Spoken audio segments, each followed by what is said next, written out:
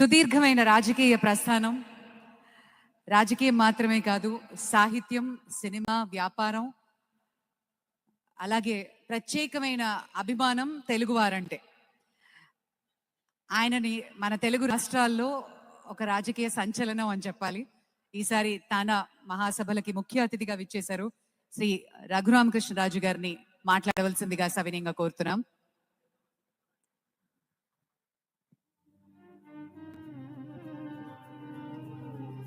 Mic ఇస్తారా ఆయనకి?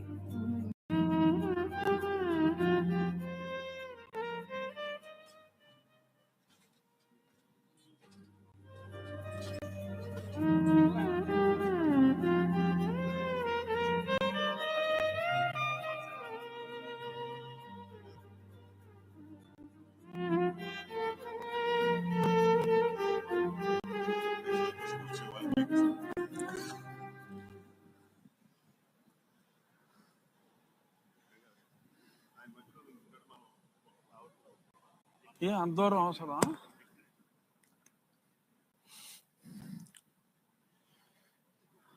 అమెరికాలో ఉంటున్న తెలుగు సోదర సోదరీమణులందరికీ నా హృదయపూర్వక నమస్కారాలు.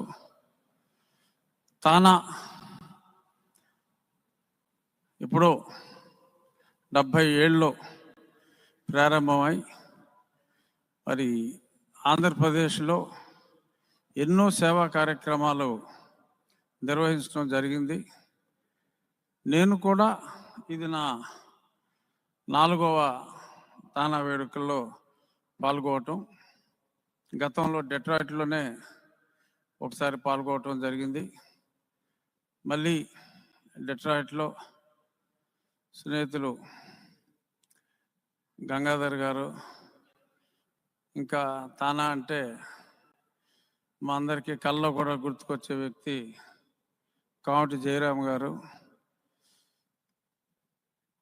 అంజయ్ గారు, ఇప్పుడు ఉదయ్ గారు, వీళ్ళందరూ రావాలి అని చెప్పిన తర్వాత విజయోత్సవం తర్వాత, ఎందుకంటే నేను 23లో 2 సార్లు, ఒకసారి తానా ఉత్సవానికి, మరొకసారి కూడా రావటం జరిగింది. ఎందుకంటే ఎంతోమందిని ఇక్కడ మోటివేట్ చేసి, అంటే మేము మోటివేట్ చేయకపోయినా ఆల్రెడీ మోటివేట్ అయ్యి ఉన్నారు. మోటివేట్ చేసి మరి అక్కడ ఒక ఉపద్రవం లాంటి సిచ్యువేషన్ ఉంది, మీరందరూ కూడా సెలవు తీసుకుని అయినా అక్కడికి వచ్చి మీ తెలిసిన వాళ్ళని జాగృతి చేయటమే కాకుండా అన్ని విధాల అక్కడ ఎన్నికల నిర్వహణలో కూడా చేదోడు వాదోడుగా ఉండాలి అని అడగటం. మరి వాళ్ళందరూ కూడా వచ్చి ఎనలేని కృషి చేసి ఆ విజయోత్సాహం జరిగిన తరువాత జరుపుకునే ఈ తానా వేడుకలో ఖచ్చితంగా పాల్గొనాలి అనే ఉద్దేశంతో నేను ఇక్కడికి వచ్చి మీ అందరితో కలిసి ఉండటం, ఈ ఉత్సవం ఎస్పెషల్లీ చాలా చాలా సంతోషంగా ఉంది. నాకు ఈ అవకాశాన్ని ఇచ్చిన తానా ప్రతినిధులకి నా హృదయపూర్వక ధన్యవాదాలు తెలియజేస్తున్నాను. సందేశాలు ఇవ్వటానికి, సందేశాలు ఇచ్చే అంత పెద్దవాడిని కాదు. ఇక్కడ ఉన్నవాళ్ళు అన్ని విధాల కష్టపడి ఇక్కడికి వచ్చి జీవితంలో ఎంతో ఎత్తుకు ఎదిగి బిలియనీర్లు అయిన వాళ్ళు చాలామంది ఉన్నారు. కాబట్టి నేను సందేశాలు ఇవ్వను, కానీ అక్కడ తెలుగు సంస్కృతి, తెలుగు భాష మరి కొంచెం ఇబ్బందికర పరిస్థితుల్లో ఉంది.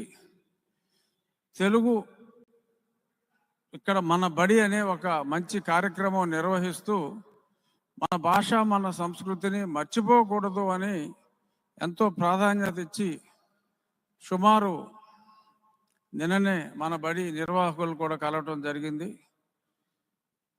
వేల సంఖ్యలో అమెరికాలో సుమారు 45,000 మంది పిల్లలకి తెలుగు నుడికారంతో మరి బోధనలు కూడా చేయటం. పరిస్థితి ఎలా ఉందంటే ఇవాళ ఆంధ్ర రాష్ట్రంలో మరి గతంలో ప్రారంభమైంది, ఇంచుమించు కంటిన్యూ అవుతున్నట్టుగా ఉంది. తెలుగు భాష మర్చిపోతే మళ్ళీ మీ అమెరికా నుంచి తెలుగు వచ్చిన విద్యార్థుల్ని తీసుకొచ్చి అక్కడ తెలుగు పునఃప్రారంభించే ప్రారంభం ఏమన్నా వస్తుందా అన్న భయం అయితే ఉంది. ఎందుకంటే యార్లగడ్డ లక్ష్మీప్రసాద్ గారికి తెలుసు, ఆయన తెలుగుకి ఎంతో ఎనలేని ప్రాధాన్యత ఉండాలి అని చెప్పేవారు. ఆ తెలుగు సంస్కృతి, ఆ సంప్రదాయాలు, ఆఖరికి ఆ భరతనాట్యం, కూచిపూడి నాట్యాలు కూడా మరి అమెరికాలోనే ఎక్కువగా బ్రతికించే కార్యక్రమాలు కూడా జరుగుతున్నాయి. ఆ మధ్య కూచిపూడి వెళ్ళినప్పుడు కొద్దిమంది అమెరికాలో శిక్షణ పొందిన వాళ్ళని కూడా అక్కడ పెర్ఫార్మెన్స్ కూడా కొద్దిమంది పిల్లలు ఇక్కడి నుంచి శ్రద్ధ తీసుకొని ఇక్కడ తల్లిదండ్రులు అక్కడికి పంపించడం. ఆంధ్ర రాష్ట్రంలో కన్నా నేను 1-2 ఎక్కువ భరతనాట్యం, కూచిపూడి అరంగేట్రాలు అమెరికా దేశంలో చూడటం చాలా సంతోషంగా ఉంది. మరి సంస్కృతి సాంప్రదాయాలని కొనసాగించడంలో మీరు పోషిస్తున్న పాత్రని ప్రశంసిస్తూ మన రాష్ట్రంలో కూడా భాష అనేది అవసరం. ఎడ్యుకేషన్ అంటే అది జ్ఞానం వేరు, భాష మన సంస్కృతి పరిరక్షణ వేరు. ఈ డిఫరెన్స్ మర్చిపోయి ఇంగ్లీష్లో మాట్లాడితేనే అదొక్కటే జ్ఞానం అయినట్టు, ప్రపంచం మొత్తం ఇంగ్లీషే అవసరం అనే ఒక దృక్పథంలో మరి గతంలో అక్కడ నడిచింది. మరి దానికి భాష అవసరం. ప్రపంచ దేశంలో ఎక్కడికి వెళ్ళినా మనుగడ కోసం భాష అవసరం. జ్ఞానానికి భాషకి సంబంధం లేదు.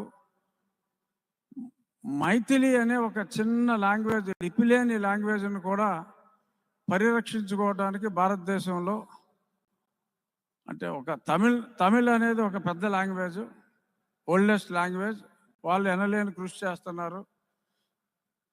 స్క్రిప్ట్ లేని మైథిలి వాళ్ళు కూడా కృషి చేస్తున్నారు. కానీ మన భాషకు పట్టిన దౌర్భాగ్యం ఏంటో అంతగా పట్టించుకోవట్లేదు. సరే, మా వంతు కృషి మేము అక్కడ చేస్తాం. మళ్ళీ మరొక్కసారి మీరైనా మీ పిల్లలందరికీ, ఎందుకంటే అక్కడ ట్వింకిల్ ట్వింకిల్ లిటిల్ స్టార్ అని ఎప్పుడో మనకి కన్యాశుల్కంలో ఆ గిరీశం నేర్పిస్తే అప్పుడు ఎవరో కొద్దిమంది పులకించారు, కొంతమంది ఆ క్యారెక్టర్ వేసిన అవధానులు ఎవరో. ఇంకా అవధానులాగానే మా నాయకులు అక్కడ ఉండిపోవటం దురదృష్టం. మీరు దాన్ని కాపాడుతూ, అలాగే ఇప్పుడు మా గౌరవ ముఖ్యమంత్రి గారు P4 అనే ఒక మంచి కార్యక్రమాన్ని స్టార్ట్ చేశారు. ఒక ధనికుడు కొద్దిమంది పేదవారిని తమ హక్కును చేర్చుకొని వాళ్ళ బాగోగులు చూసుకోవటం అనే దాన్ని, మరి మీరు మీ ఊరికి చాలామంది స్థిరపడిన వాళ్ళందరూ ఎంతో చేశారు. మళ్ళీ ఎన్ని లక్షలు ఎన్ని కోట్లు ఇచ్చేవన్నది కాదు, కనీసం ఒక పేద విద్యార్థినైనా సరే మీ ఛానల్స్ ద్వారా ఒక పేద విద్యార్థినైనా మీరు చదివించగలిగితే,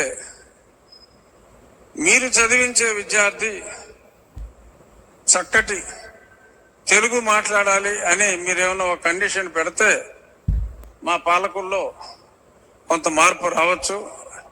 ఎందుకంటే డబ్బు ఇచ్చేది మీరు కాబట్టి మీరు కోరవలసిన కోరిక వాళ్ళు తెలుగు స్వచ్ఛంగా మాట్లాడగలగాలి అని.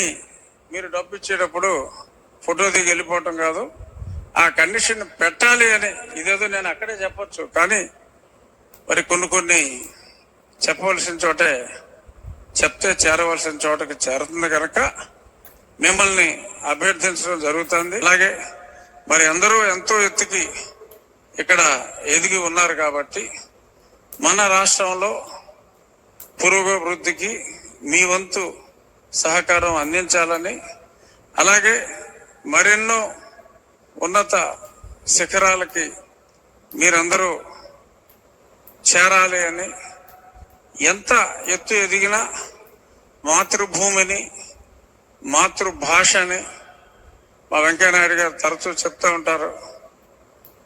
పరాయి భాష కళ్ళజోడు లాంటిది, మాతృభాష కన్ను లాంటిది. కళ్ళు కనపడితేనే మనకి ఏ షోకులైనా. సో అంచేత తెలుగు రాని వాళ్ళు సిగ్గుపడండి. తెలుగు మాట్లాడితే మరి చాలా స్కూల్లో కోపడుతున్నట్టుగా కూడా తెలిసింది ఆంధ్ర రాష్ట్రంలో. ఆ విధానం మారాలి అని ఆల్రెడీ మారిన మిమ్మల్ని స్ఫూర్తిగా తీసుకుని మళ్ళీ సంస్కృతి వైభవాన్ని, తెలుగు భాష సారస్వతాన్ని పునరుద్ధరింప చేయాలని మనస్ఫూర్తిగా కోరుకుంటూ, ఇలాంటి మంచి మంచి కార్యక్రమాలు తానా ఫౌండేషన్ మరెన్నో చేయాలని, వారికి వెంకటేశ్వరుని ఆశీర్వాదాలు ఎప్పుడూ ఉండాలని, ప్రజలందరూ మా మురళీమోహన్ గారి లాగా చాలా ఆనందంగా ఉండాలని, సహస్ర పూర్ణోదయాలు పైగా అందరూ కూడా చూడాలని మా మురళీమోహన్ గారి స్ఫూర్తితో మనస్ఫూర్తిగా కోరుకుంటూ, అందరూ మహానుభావులు, అందరికీ నమస్కారం.